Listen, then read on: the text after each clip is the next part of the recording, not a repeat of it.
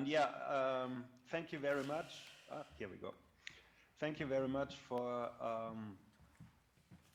inviting me to give the presentation here at this network event. I will present yet another ACT project, DETECT, that lasted, that ran from 2017 till 2020, and it was determining the risk of CO2 leakage along along fractures of the primary caprock using an integrated monitoring and hydromechanical chemical approach. So next slide, please. And this was a consortium in ACT with not as big as the ones that we've seen before, but more like kind of really focused effort. Led out of Shell by Marcella Dean and Jeroen Snippe, to be mentioned as a work package leader. And then at Heriot University, we had Andreas Busch, Sebastian Geiger, and myself as sort of co-PIs. And then Aachen University covered chemical aspects with Reinhard Fink, Hannes Klaas, and Bernhard Groß. And then risk tech solution, we're looking at the risk analysis. Next slide, please. So what was this project all about? What does it mean, this integrated risk assessment? So we were taking the specific perspective on, okay, what is happening at the caprock around faults? And can we assess leakage risk? Can we measure the parameters that we would need to model it? Can we then forward model it? Then we address the question based on our modeling investigations, can we measure it? And then with risk tech, the question was, can we manage the risk in that bigger setting? Next slide, please. And so it was really, the motivation was to a focused effort to increase the understanding of the geological leakage risks along the fractures in the caprock from the damage zone of faults, in particular to de-risk large-scale deployment of CCS. And the focus was really on developing a workflow, identifying what we can measure, what we can upscale, what we can monitor. And as I said, it was a small consortium with tight interaction, frequent meetings, and next slide, please. So the overall workflow was, as I said, so like work package 2 was the field and experimental side, and work package 3 was the modeling side. Work package 4, then the monitoring side, and the risk assessment work package 5. And to go a little bit into more detail, I will go through these 4 scientific work packages. So next slide, please.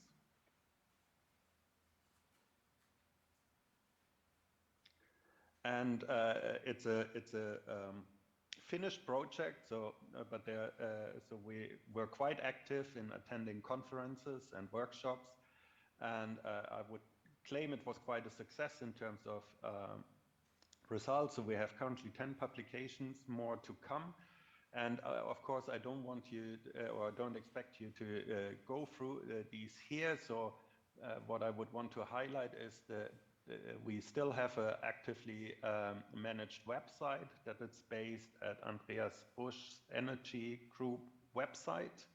And we also have a ResearchGate site.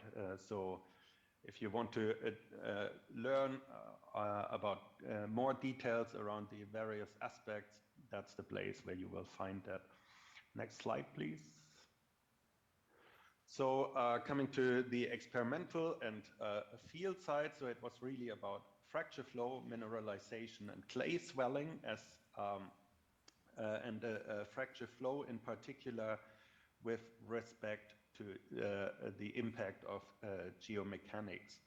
The challenge with identifying fracture networks in the caprock is that caprock is mudrock, and while I'm not a geologist, I learned through the project that mudrock weathers very dramatically, so it's very difficult to identify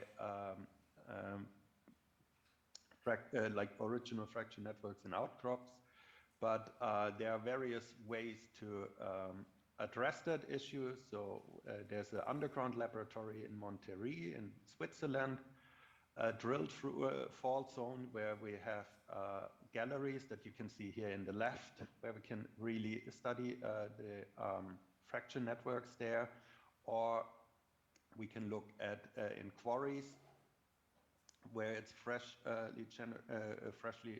exposed. And the last one is go north, where weathering takes longer, and so there's a beautiful outcrop on Svalbard that we also addressed there. And then from an experimental side, we looked at various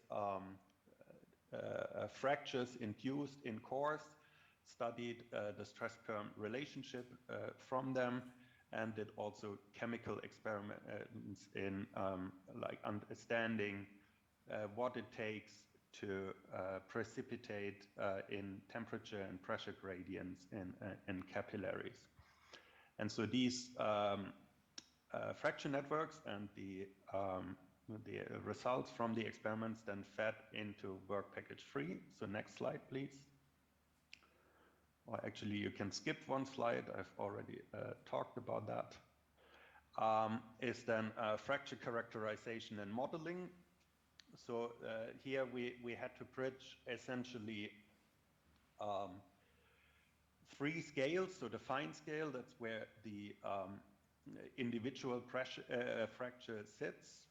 And so we tried to understand the stress perm behavior through detailed modeling on the fine scale with advancing contact mechanics codes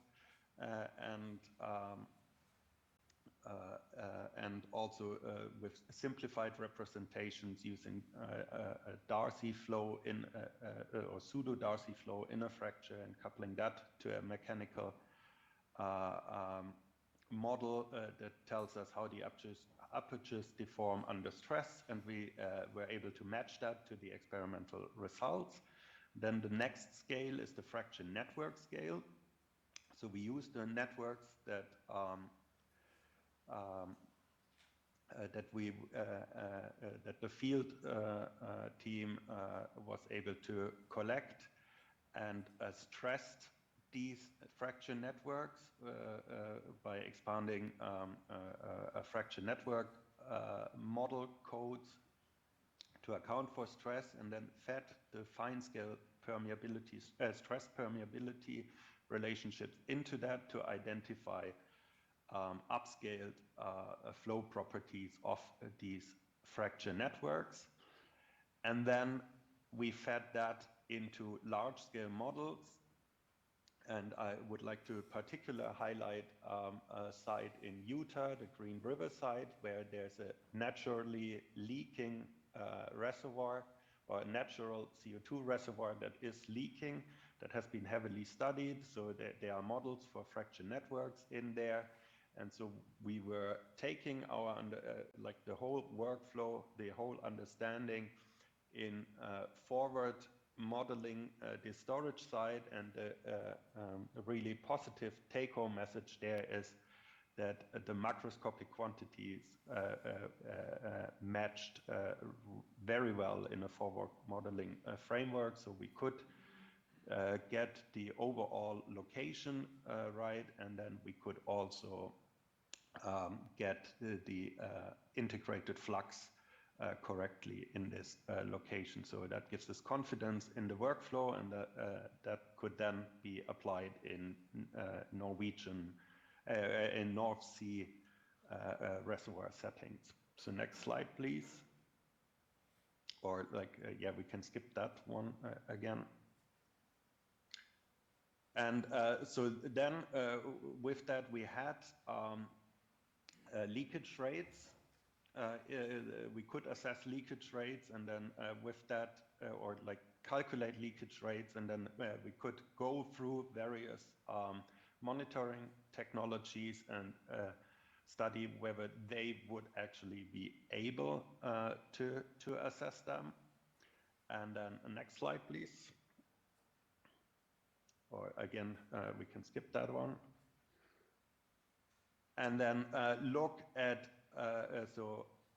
at a larger quantitative and qualitative risk assessment study, where we used a bow tie analysis that identifies a hazard, so that was flow through the seal, and then on the left side we would look at what can cause that, and then on the right side we can look at what damage would happen through this seal, and then these smaller items then here are actions that can be taken or barriers that can be established to identify what can be done with these certain threats here. And so we brought that all together and identified, like in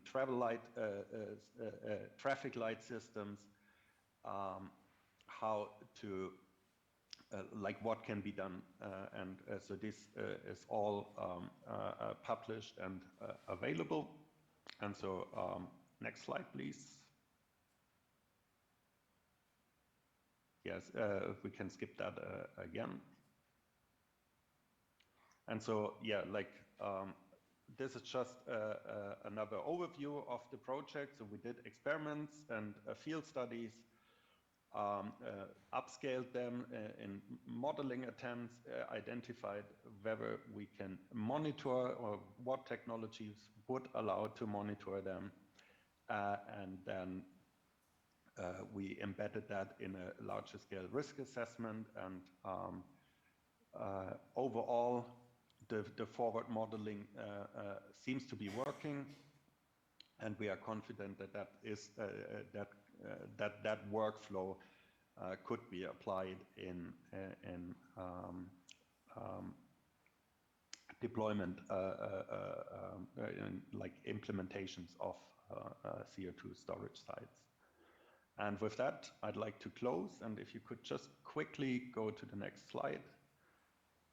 A shameless advertising here. So if you know about the Interpor Society, that's a society that brings together porous media flow aspects. That's very relevant for all the technologies that we are discussing here. We will be hosting the next annual conference in Edinburgh, and I encourage you to submit abstracts because the theme there, it will have a dedicated theme on energy transition. Thanks very much.